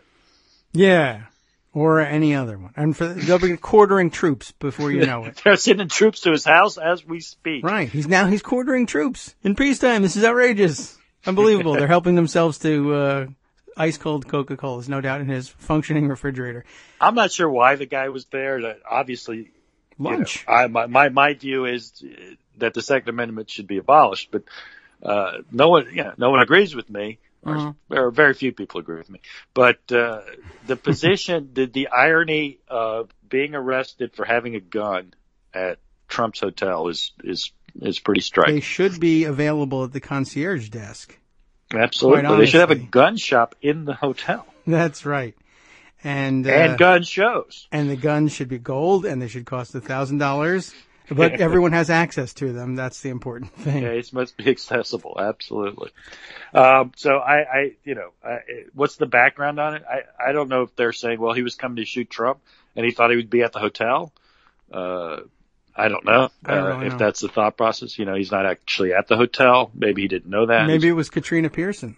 He's up the street about 4 blocks from the hotel. Yeah. Yeah, maybe it's Katrina Pearson. This was a fashion accessory. I don't know what you're doing.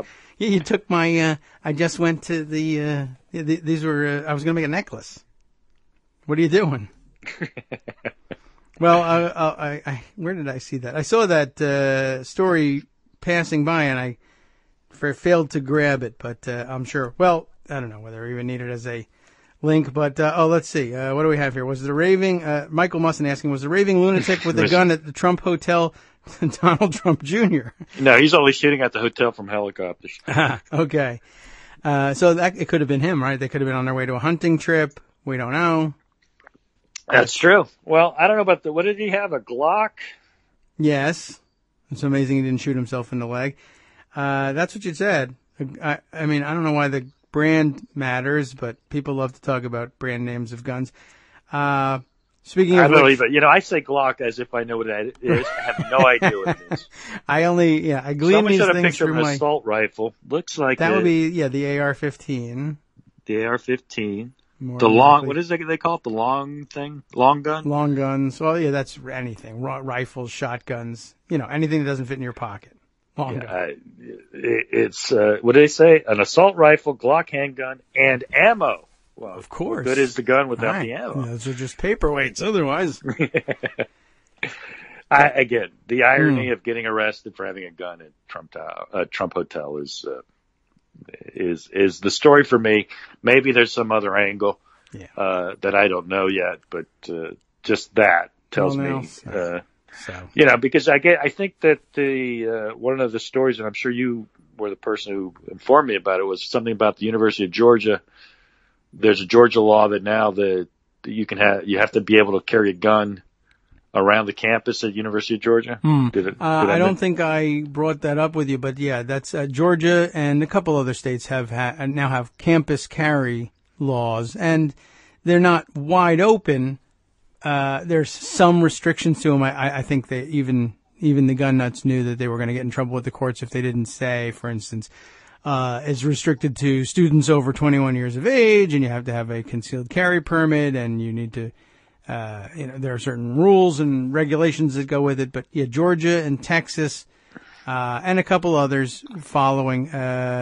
It's like Virginia Tech never even happened. Yeah. Well, it depends who you ask. Yes, it's like Georgia. Oh, I Virginia hear you. Tech, right? The rest of them are saying, no, it's because Virginia Tech. We need people to be able to shoot down. The good guys with the guns have to stop the bad guys with the guns. Of course. So that's the argument typically. When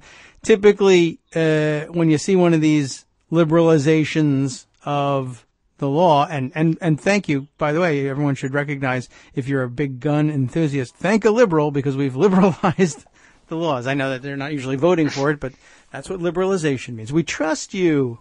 I really don't. I don't trust any of them. Certainly not with guns. But what usually happens is within a couple of weeks in the transition period, somebody accidentally fires one of these things. And sometimes they hit somebody, sometimes they hit themselves, sometimes they hit nobody. But it's interesting that it causes no uproar. I guess this year I've seen, Texas just implemented their campus carry at the beginning of the academic year now ending. And within a couple of weeks, somebody had accidentally fired their gun in a dorm room. We had one happen in Minnesota where they don't have that law and the gun was prohibited in this instance. But again, somebody decided they were going to bring it with them in case ISIS attacked their university, which is not a particularly well-known institution, but, who knows what ISIS is going to target, and cleaning their gun, maintaining their gun, manipulating their gun, whatever it is, plus or minus a couple of beers, and they fired through the dorm wall into the next room, and they didn't kill anybody. I don't know if they missed or what, but you don't want the bullets flying through your room, even if it's your bullets, much less if it's somebody else's bullets. And by the way, what happened to dorm construction? In my day, they were cinder blocks and you couldn't shoot through them. That's for sure. But now, okay. So now we're all making our dorms with, in these, pop-up institutions with Chinese drywall, I guess. And, any drywall really, no help with the guns. But it happens a lot. And when they liberalized the carry laws in Idaho, professor shot himself. When they liberalized the carry laws in the elementary schools of Utah, teacher shot herself. It happens, and while you're waiting for the big, the big splashy story, more people will shoot themselves or others accidentally on campus than will be killed in the next attack in the interim. But everybody felt better about it, and it was only one at a time, and we spread the burden out among campuses all. It's a really problem when 11, 12, 15 students at one campus get shot. If you spread it out among the 50 states, what's the big deal? So you lose a couple of quarterbacks here and there. What can you do? Listen, another breaking story. Mm-hmm. Elizabeth Spade, the public editor of the New York Times, she finally got it done. Oh? Yep. The New York Times is eliminating the public editor role. She killed it. It wasn't working. She killed it. Oh, okay, God. Well, it wasn't working very well anyway, so now I need to cancel my subscription. I was only subscribing for the public editor, actually, and so now I'm out. Exactly. Wouldn't that be a funny letter to send? It would make it great. I subscribe to read Elizabeth Spade. Right. It's a good New Yorker cartoon. I'll submit it as a New Yorker cartoon. Next. It's almost perfect, though. Public editor. That's it. I'm canceling my subscription. Another breaking news. The refrigerator is not going to be fixed. Oh, no. It is what happened? Well, it's the compressor and not the coolant. The guy who came today was like, I don't know what that other guy was talking about, but neither do I. I don't know if I ever told the story of this guy showing up with no tools, no uniform. And you sure he's a... Yeah. Okay. No, I'm not certain that he's a repair. What he is I think, is a guy. I think the repair outfit that Lowe's contracts with to do warranty service calls is about billing Lowe's and nothing else. I don't think their repair guys have tools. They show up and say, we can't fix it. And then they bill Lowe's $75. I think. I don't really know what was going on. Anyway, he didn't fix it. He said, though, it's a coolant leak, and in these refrigerators, that's extraordinarily difficult to fix. I don't even have coolant with me, but you need a specialist, etc. This guy, a specialist? Yeah. I mean, you're saying you're not the specialist? Right. I know. You need a referral now. It's like I have a refrigerator HMO. The guy just comes and tells me. They sent me a nurse practitioner. She tells me that I need a coolant guy. Well, so we begged them for, please, you got to send somebody who knows what they're doing. We got another repair company to come out. They came and they're like, well, if he didn't do anything to the refrigerator, there's no way for him to know it was a coolant leak. And it also doesn't comport with your description of how the problem manifested itself, which is overnight. So that makes much more sense that it's the compressor. So good news is you can replace a compressor. It was much more difficult to deal with a coolant leak because it's it's built in throughout the body of this refrigerator. You don't know where the leak is. So a compressor, you just pull out the old one and put in a new one. The bad news is it's the same compressor as the one that conked out in 3 years. So we may get another lemon compressor, and even worse news, they're not things that they carry with them on the truck. Coming back on the 12th. So I'll be a solid month with no refrigerator. Oh my God. So it's pretty good. I didn't. Did you go to like a Rent Center and rent the little one? I didn't. Because I thought surely they'll be by to repair this refrigerator any day now. But, we've been making do with, I have another refrigerator, a very, small-ish one in the garage. But right. I mean, every meal, if you forget the butter, it's up and down the stairs. All the way to the garage. Right. So, and a couple of ice chests in the kitchen. So I've been, instead of renting, since they said they would reimburse you for rental, I'm saving my receipts for ice. It's going to end up being like a rental anyway. I'm going to spend $100 on ice. I got to tell you, Murphy's Law, you should go rent one because then your refrigerator will get fixed faster. Maybe. Or one of my other ones will break down. But, that's true. Yeah, well, I got to figure something out. So it's another 2 weeks to go, and we'll wait. Are you telling me they don't have like a compressor back at the shop? This manufacturer is very tight-fisted apparently with their parts. They keep them all, and they want to ship them direct. They're going to ship it to me. And if it comes in before the 12th, or considerably before the 12th, I'm to call them, and then they'll say, "Oh, well, we'll come by and put it in whenever you get it." But it's LG, the bastards. And they're not sending it until, whenever. So we'll see whether it shows up. And he just says, "Beware." The only thing you got to look out for is make sure it arrives in good shape. How will you know that? If it's banged up, if the box is banged up, if it's all oily and stained, you got a bad part. Let us know. Of course, that's also, I would think, the warning signs for a mail bomb. So watch out for that too. I gotta apologize. LG, I love you. Fantastic. You're wonderful. I can't wait to get your beautiful part. Don't send it to me banged up or send a bomb. And, we'll see how it goes. So that's the big news. By the way, I missed the discussion. I'm going to have to go back and listen to the podcast so I know what's going on in my own gubernatorial primary. Well, it's tied. Let me tell you, I'll give you the quick one so you can think of it. It's basically tied according to the last polling. Okay. And I'm tied in my mind. The story in the Washington Post, I think did I shoot it Yes. at you? I think I did. Mm-hmm. And the story was, it was clickbaity that it was sort of a replay of the 2016 primary fight. But then when you read it, it really doesn't say that. Okay, good. Because I'll just give you the most interesting tidbit. Perriello has the support of Warren and Sanders, and he's cleaned up with the Sanders primary voters. Remember, Clinton won the Virginia primary by like 30 points. But surprisingly, if you believe the narrative of that battle, the Clinton voters in the 2016 primary are splitting between, or pretty close to splitting between, Northam and Perriello. So that's why it's a very close race. Okay. So that was my impression too, as I've watched Perriello's campaign and how I've seen him talk. He has not, worn the mantle of the progressive champion. He's, but I mean, in a generic Democratic way. I didn't see him as the guy that says the party's terrible and you need me to fix it. Which I don't know that would be such a good message in Virginia anyway, given the fact that at least the governor's races, my gosh, when's the last time Democrats have lost the governor's race? Well, the one we indicted, McDonald, that was 2010. All right. But before that, it was Kane and Warner had won 3. No, you can't run for re-election in Virginia. Right. Yeah. So you'd won 2 and then McAuliffe came back and he won. So you've won 3 out of 4. Yeah. It's been a while. Now I know there's a gerrymander in the state house, but, and I know Daily Kos is very focused on flipping the Virginia State House of Delegates, I guess it's called.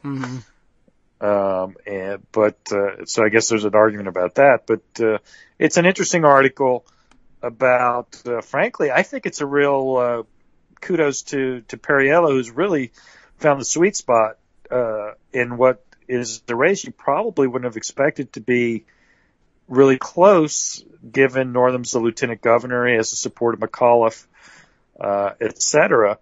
And I think he's found a weight that's really, hats off to him. He found a real way to balance it. And I think that's worth considering in your vote. I don't know anything about them. I know nothing about Northam other than at least their stated positions are basically the same on every issue. So it's really who do you like better, and who do you believe, I suppose. I don't have an opinion on the race at all, you of course have to vote. So you have to form an opinion at some point before you go to the ballot. Yes, I'm running out of time to do that. The record, by the way, on Republicans in Virginia it's not awful, but as you mentioned, McAuliffe, 3 of the last 4 governors have been Democrats. Although immediately before that, there were 2 Republicans back to back, George Allen and Jim Gilmore. So where are they now? Well, yeah. That's a good point. They don't tend to go places. And before that, another solid run of Democrats, back to, I'm looking at Wikipedia. Basically, there were 3 Republican governors since they begun taking governors' official portraits with color film. It is how it runs. But yeah, back to, from the 80s forward, it's, Democrat, Democrat, Democrat, Republican, Republican, Democrat, Democrat, Republican, Democrat.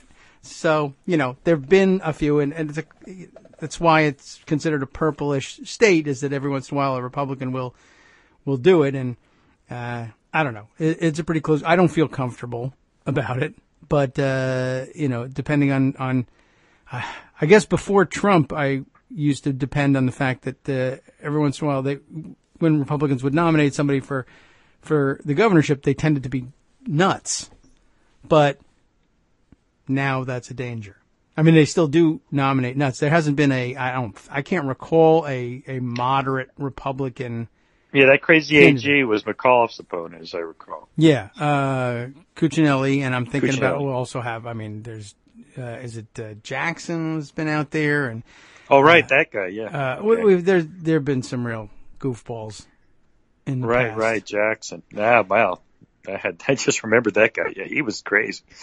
Cuccinelli was crazy, but Jackson was, wow, crazy. It's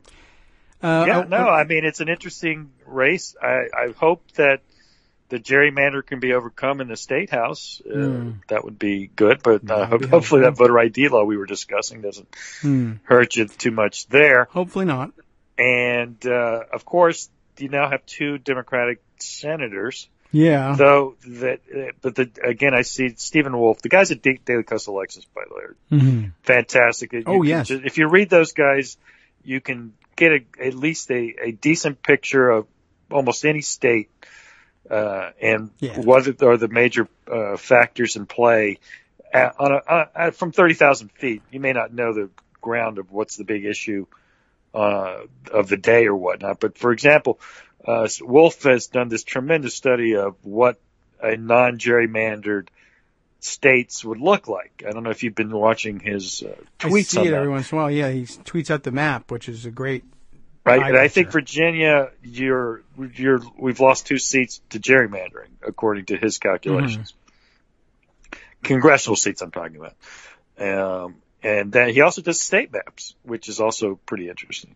Those guys are really, we're all Daily Kos, but boy, those guys really do some great work. And if you, either missed it on Daily Kos or you're not yourself a Daily Kos reader, but listening to the program, I hope you caught, there was a great article about a week ago and put out by McClatchy, and I'll include it in the roundup if I can remember. But just basically, paying respects to the work that they've done and showing how it's essential reading for political pros in D.C. and elsewhere.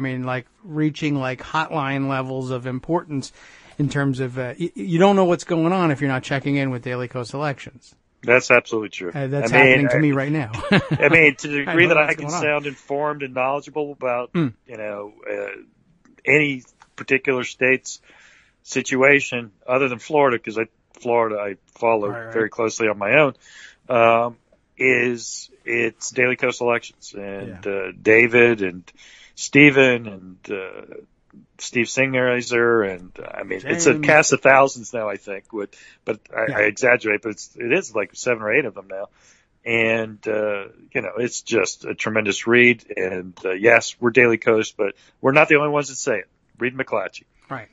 So I'll share that with you.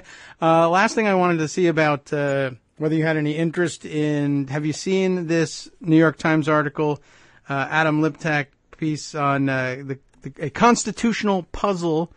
Can the president be indicted? I guess that's the parlor game of the day, to ponder whether or not a sitting president I have not can be seen indicted. it. Liptak is actually good. I regret not being able to read him, but the political coverage of the New York Times led me to cancel my subscription, and one of the things I lost was access to Adam Liptak. It's not that long, and maybe I can run through it, and we only have a couple of minutes to react to it, sure. but maybe we can react to it I have tomorrow. thoughts, but let's hear Adam's thoughts, because they're generally superior to mine. The Constitution does not answer every question. We know this is the case. It includes detailed instructions, for instance, about how Congress may remove a president who has committed serious offenses. Of course, it doesn't tell us what those things are, but okay. But it does not say whether the president may be criminally prosecuted in the meantime. The Supreme Court has never answered the question either, and they've never really had to. It's come up, but it's worked itself out. It heard arguments on the issue in 1974 in a case in which it ordered President Richard Nixon to turn over tape recordings, but did not resolve it. Reports that President Trump asked James Comey, then the FBI director, to shut down an investigation into his former national security advisor, Michael Flynn, prompted accusations that the president may have obstructed justice. Robert Mueller, the former FBI director who has been appointed special counsel to look into ties between the Trump campaign and Russia, will presumably investigate the matter. But would the Constitution allow Mr. Mueller to indict Mr. Trump if he finds evidence of criminal conduct? The prevailing view among most legal experts is no. They say the president is immune from prosecution so long as he is in office. The framers implicitly immunized the sitting president from ordinary criminal prosecution, said Akil Reed Amar, professor of law at Yale. Note the word implicitly. Professor Amar acknowledged that the text of the Constitution did not directly answer the question. It has to be, he said, a structural inference about the uniqueness of the president himself. The closest the Constitution comes to addressing the issue is this passage from Article 1, Section 3. Judgment in cases of impeachment shall not extend further than to removal from office and disqualification to hold and enjoy any office of honor, trust, or profit under the United States, but the party convicted shall nevertheless be liable to and subject to indictment, trial, judgment, and punishment according to law. This much seems clear. The president and other federal officials may be prosecuted after they leave office, and there is no double jeopardy protection from prosecution if they are removed following impeachment. However, whether the Constitution allows indictment of a sitting president is debatable. Brett Kavanaugh, who served on the staff of Ken Starr, the independent counsel who investigated Bill Clinton, wrote in a 1998 Law Review article. Of course, I guess he believed it then because Bill Clinton. I wouldn't count on Kavanaugh, but okay. Mr. Kavanaugh, who's now a federal appeals court judge, also concluded that impeachment, not prosecution, was the right way to address a sitting president's crimes. That sounds more traditional. The most prominent dissenter from the prevailing view is Eric Friedman, a law professor at Hofstra University and the author of a 1999 Law Review article that made the case for allowing criminal prosecution of incumbent presidents. Professor Friedman demonstrated that the issue had divided the founding generation and argued that granting sitting presidents immunity from prosecution was inconsistent with the history, structure, and underlying philosophy of our government, at odds with precedent and unjustified by practical considerations. He pointed out that other federal officials who are subject to impeachment, including judges, have been indicted while in office. That's a good point. Courts have rejected the argument that impeachment is the sole remedy for such officials, but Professor Amar said that presidents are different. That's also true. If you're going to undo a national election, the body that does that should have a national mandate, he said. Even if federal prosecution would follow only from an indictment from a grand jury sitting in one locality. Vice President Spiro Agnew, facing a grand jury investigation that would lead to his resignation in 1973, argued that he was immune from prosecution while in office. Impeachment, he said, was the only remedy. The Justice Department, in a brief signed by Solicitor General Robert Bork, disagreed. But though the question was not before the court, Mr. Bork added that structural features of the Constitution barred prosecution of sitting presidents. All right. Well, I would expect that. Since the president has the power to control the federal prosecutions and to pardon federal offenses, Bork wrote, it would make no sense to allow the president to be prosecuted until after he's removed from office and forfeits those powers. It's not bad. Mr. Bork would go on to become a federal appeals court judge, they note. Thank you. and an unsuccessful nominee to the Supreme Court. A year later, Leon Jaworski, the Watergate special prosecutor, took a less categorical position. It's an open and substantial question whether an incumbent president is subject to indictment, he told the Supreme Court during his successful quest to obtain the White House tapes. In a series of memorandums, the Justice Department's Office of Legal Counsel concluded that indicting a sitting president would violate the Constitution by undermining his ability to do his job. Those memos, too, though, said the answer was a matter of structure and inference. Neither the text nor the history of the Constitution ultimately provided dispositive guidance in determining whether a president is amenable to indictment or criminal prosecution while in office. A memo from 2000 says, summarizing an earlier one, it therefore based its analysis on more general considerations of constitutional structure.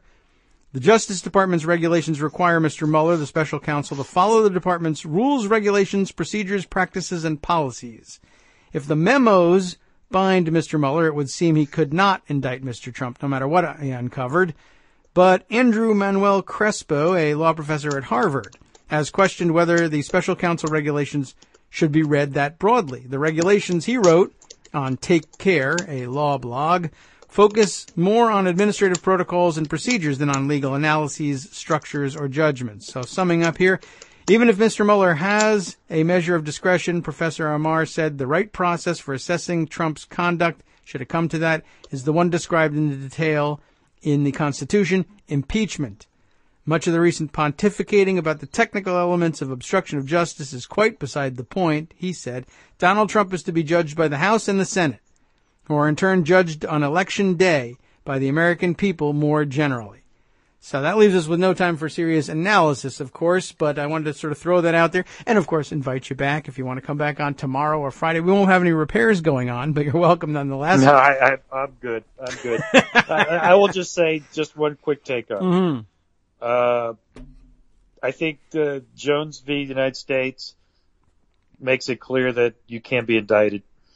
Unless they retreat from Jones, I don't think there's actually any side of that argument. If you can be sued during that time and the process can go forward, then clearly you can be indicted.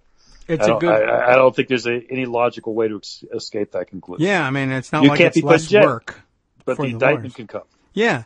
Well, it's interesting. We'll chew on it a little bit, probably a little bit later in the week. I just wanted to throw that out there and put that on the record. It was much discussed and needs to be out there. I'm sure it'll come up again. And I think Professor Tribe, if you follow him on Twitter, would agree with me, which doesn't mean anything necessarily, but but it's out there. He does teach it hard. There is that. If you value such things. Anyway. Yeah, if you're into credentials. I mean, they don't even have open carry, so how good could they be? Right. So, all right, thanks very much, Armando.